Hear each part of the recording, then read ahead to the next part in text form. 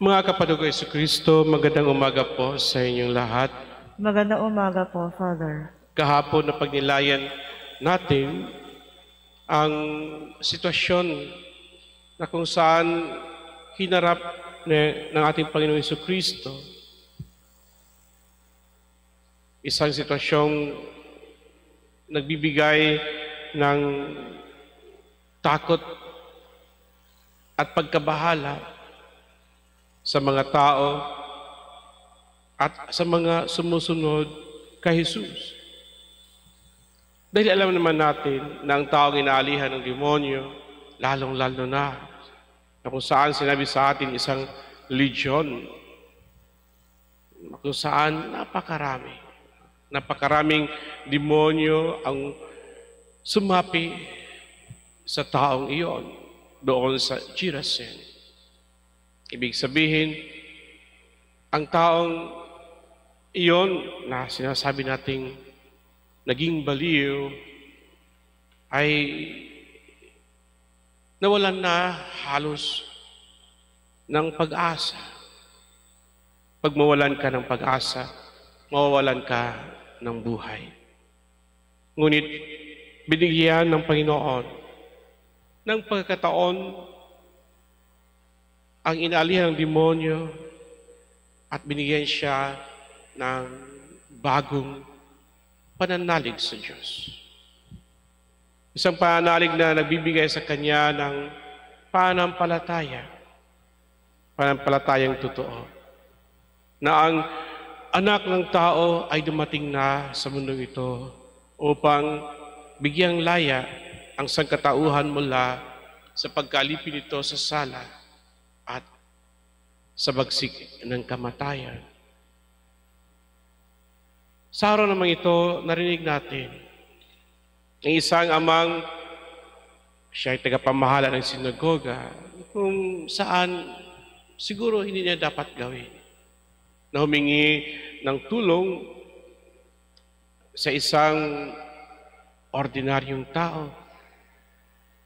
Kahit pa naging bantog na si Jesus sa buong rehiyon ng Galilea, ngunit bilang isang tagapamahala ng sinagoga, kinakailangan niyang pag-ingatan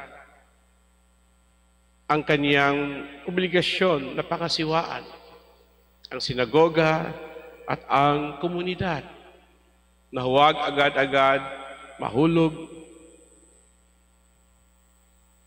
sa pagtitiwala sa isang tao na kung saan maraming kuro-kuro ang ibinibigay ng mga komunidad, na kung saan dinaanan ni Jesus, pinakitaan ng kababalaghan at binigyan ng aral na may kapangyarihan.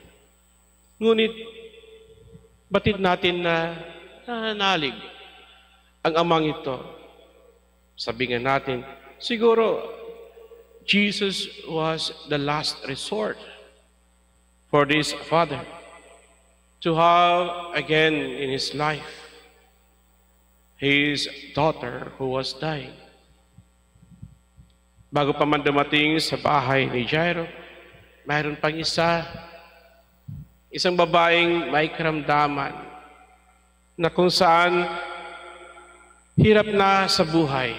Siguro sa dami-daming doktor na pinuntahan, may first opinion, second opinion, third opinion, gaya ng mga taong may terminal cases na sakit, no?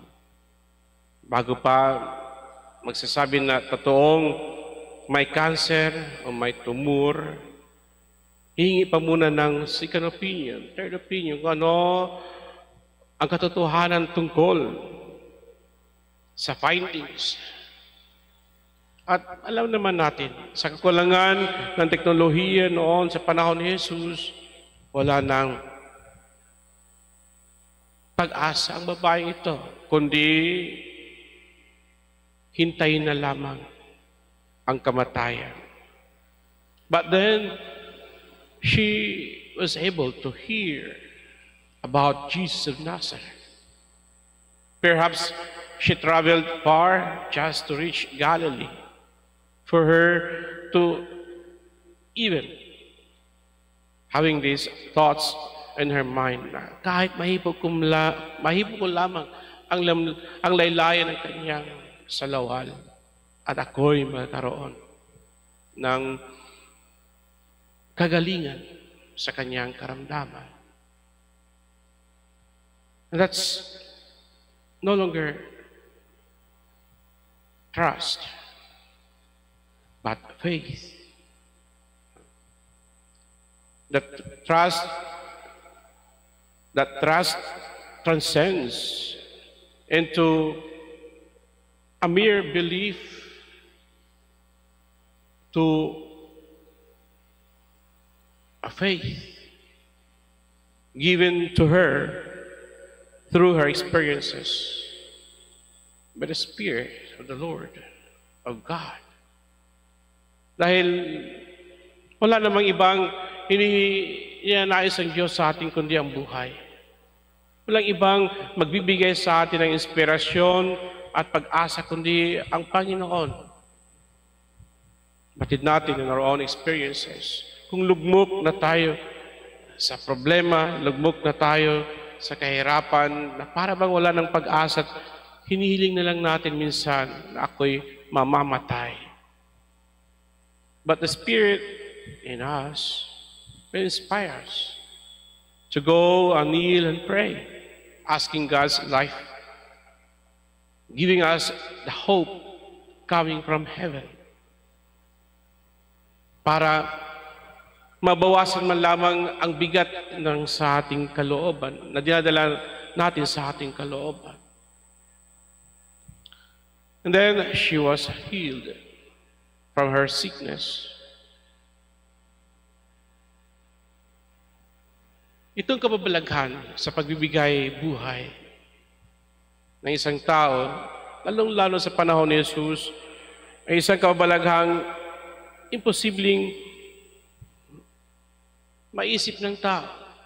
Dahil alam naman natin na kung saan noon wala pang medisina, wala pang teknolohiya, hirap. Kahit nga ngayon, kahit may teknolohiya ngayon, hirap dagdagan ang buhay kung ang tao ay wala nang talagang hando na at the edge of his or her life. Patay na po ang iyong anak, huwag niyo nang abalahin ang Panginoon. Binigyan ng walang pag-asang mabubuhay pa ang anak ni Jairo sa isang taong nagmula sa kanyang bahay. Ngunit sabi ni Jesus, wala yan. Patuloy tayo. Natutulog lamang. Hindi namamatay ang bata. Talita kum, which means ining, tumayo ka. Here, from the fall of death to life, Jesus showed to the people that He is not just a true human being, but a true God who could give life even to a person who's experiencing death. Kaya nga po, ang kababalaghan na nabigay buhay muli ng isang tao, ang isang banal, ay palaging nakakapit sa kanyang pananampalatayang tapat at may pagmamahal sa Panginoon. Maraming banal sa ating simbahan na kung saan narinig natin na nagbigay ng kababalaghan sa mga tao upang mabigyan ng katuturan ang kanilang pananampalataya sa Panginoong Jesucristo. Ang unang-una sa mga banal na ito ay si San Antonio di Padua. Alam naman natin ito. Si Padre Pio. At iba pa, na kung saan nagbibigay ng kababalaghan sa pamamagitan ng kanilang tapat at pagmahal at pananampalataya sa ating Panginoong Jesucristo. Sabi nga, kung wala ang Panginoon, ang kanyang pagmamahal sa atin, at kung wala rin ang pamamagitan ng mga banal, lalong-lalo ng ating mahal na ina, ang Birheng Maria. Mawawalan ng tuluyan ng pag-asa ang tao sa mundong ito. Dahil sa mga banal lamang nakikita natin ang katuturuanan at ang katotohanan at ang kabuluhan, kahalagahan ng ating pananampalataya sa ating Panginoong Jesucristo na totoong Diyos at totoong tao.